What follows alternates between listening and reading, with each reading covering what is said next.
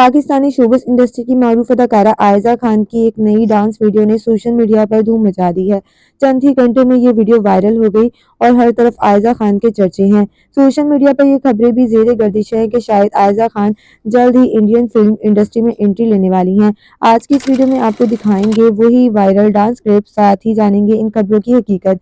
जैसा कि आप सब जानते हैं, आयजा खान का शुमार पाकिस्तान की सफ़े अव्वल के अदाकारों में होता है। वो जिस किरदार को निभाती हैं दिलो जान से अदा करती हैं। इनका हर ड्रामा सुपरहिट साबित होता है। ऐसा लगता है जैसे हिट होने की गारंटी बन गई हो। पूरे साल का इनका एक ड्रामा खत्म होता नहीं कि दूसरा ऑन एयर हो जाता है। और इनके शौहर दानिश तैमूर भी शोबिस इंडस्ट्री के सुपरस्टार हैं। फैंस इन दोनों को एक साथ स्क्रीन पर देखना चाहते हैं और इनकी जोड़ी को बेहद पसंद करते हैं।